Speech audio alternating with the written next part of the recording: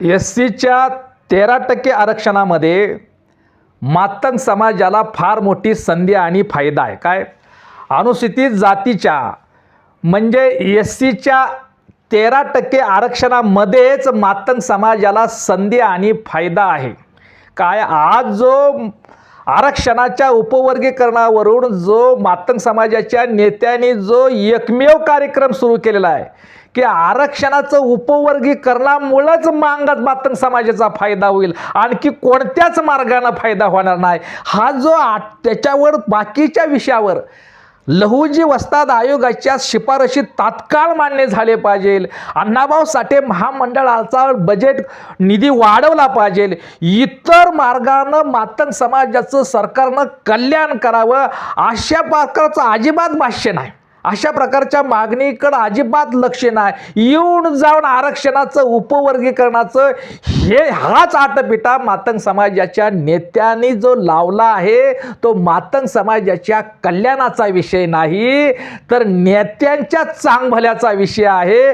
नेत्यांच्या नेतेगिरीचा हा विषय आहे. आरक्षणाचं उपवर्गीकरण हे मातंग समाजाच्या नेत्यांच्या नेतेगिरीचा हा विषय आहे. तो मातंग समाजाच्या कल्याणाचा आणि फायद्याचा विषय नाही, हे समजून घेणं गरजेचं आहे. आणि दुसरं असं की आमचं आरक्षण हे महाराणी खाल्लं, बौद्धांनी खाल्लं असं म्हणून मातंग समाजाच्या डोक्यामध्ये बौद्ध समाजाबद्दल जाती विष पेरण्यात कोणता आनंद आहे, कोणता स्वार्थ आहे, काय फायदा आहे? हा मूर्खपणा कशासाठी? आमचं आरक्षण महाराणी खाल्लं. आरक्षण काय? खाण्याचा आणि कुणाच्या ताटातलं पळवण्याचा विषय आहे. उद्या समजा आरक्षणाचं उपवर्गीकरण झालं चला, आणि आरक्षणाचं उपवर्गीकरण झाल्यानंतर त्याची अंमलबजावणी झाली आणि आरक्षणाच्या उपवर्गीकरणाचा फायदा हा एकट्या मातंग मांगाला आणि मातंगालाच झाला असं धरून चला. काय? आरक्षणाचं उपवर्गीकरण झालं आणि त्याचा फायदा एकट्या मांगाला आणि मातंग समाजालाच होत असेल झाला, तर मातंग समाजामध्ये नुसतं मातंग नाही, मांग नाही, तर जवळ 12 का 18 पोट जाती आहेत. मातंग समाजामध्ये काय पोट जाती आहेत, आणि ह्या पोट जातीचा असणारा मातंग समूह आरक्षणाचं उपवर्गीकरण झालं, त्याचा फायदा त्याचं प्रतिनिधित्व हे मांगाला मिळालं, मातंगाला मिळालं. आणि उद्या जर मांग गारुडी, मांग रामोशी, मांग मेहतर आणि इतर पोट जातीचे घटक जर उद्या म्हणाले की आमचं आरक्षण हे मांगाने खाल्लं, आमचं आरक्षण हे मातंगाने खाल्लं, आमचं ताट, आमच्या घटनात्मक हक्क, आमचं आरक्षण मांगानं पळवलं, मांगाने खाल्लं, मातंगाने पळवलं, मातंगाने खाल्लं, असं जर मांग गारुडी म्हणाला, असं जर मांग मदारी म्हणाला, असं जर मांग रामोशी म्हणाला आणि त्यांनी सुद्धा आरक्षणाच्या उपवर्गीकरणात उपवर्गीकरण व्हावं अशी जर मागणी केली तर ते चालेल का? त्याला मान्यता द्यायची का? हा काय? उद्या जर आरक्षणाच्या उपवर्गीकरण झालं आणि त्याचा सरळ फायदा मांगाला किंवा मातंगाला झाला, आणि मग राहिलेल्या काय मातंगातल्या ज्या काय पोट जातीपैकी जर मांग गारुडी म्हणाला, मांग रामोशी, मांग मेहतर म्हणाला की आमचं आरक्षण हे मांगानं खाल्लं, मातंगाने खाल्लं, म्हणून आता आरक्षणाच्या उपवर्गीकरणात उपवर्गी करावं आणि आम्हाला न्याय द्यावा आणि आमचं आरक्षण, आमचं ताट वेगळं करावं असं जर म्हणलं तर ते चालेल का? अरे हा मूर्खपणा आहे.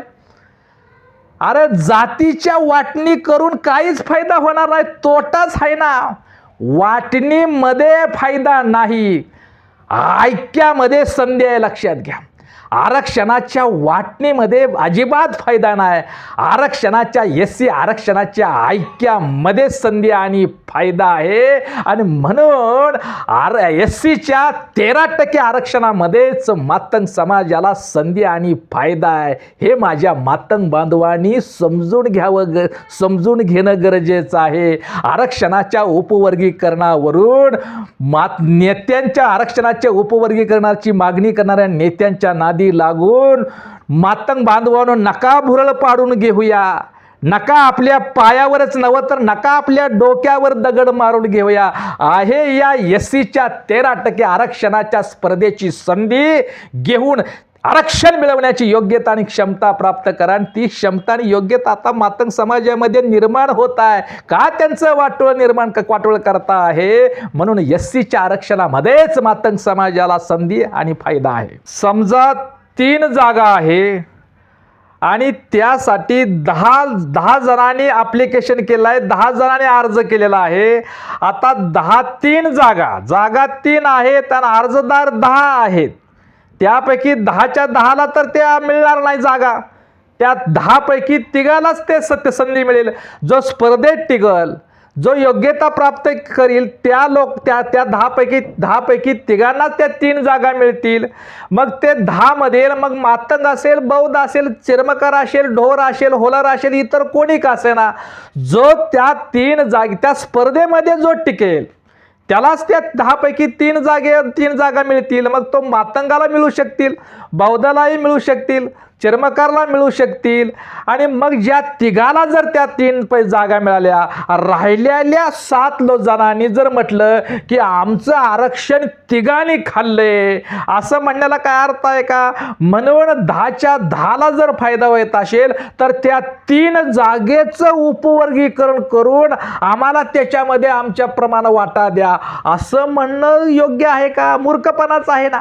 आमचं म्हणणं असलं पाहिजे की 10च्या 10 लोकांना जर फायदा व्हायचा असेल तर 3 जागेत उपवर्गीकरण करा, 3 जागेचं वाटणी करा, वर्गीकरण करा, असं म्हणून ते 10ला फायदा होणार नाही, न्याय मिळणार नाही. तर त्या ज्या काय 3 जागा आहे त्या जागेचं क्षेत्र म्हणजे नोकरीचं क्षेत्र वाढवलं पाहिजे आणि 3 जागा असणाऱ्या 15 जागा केल्या पाहिजे. काय 3च्या 15 जागा ज्या वेळेला होतील त्यावेळेला त्या 10 लोकांचा फायदा होईल, त्या 10 लोकांना संधी मिळेल. म्हणून 3 मध्ये ज्या आरक्षणाचा उपवर्गीकरणाचा आटापिटा चालू आहे ना, ज्याच्यासाठी चालू आहे ते शिक्षणाचं आणि नोकऱ्याचं प्रमाण आणि क्षेत्र वाढवलं पाहिजे ना, त्याच्यावर काहीच बोलत नाही.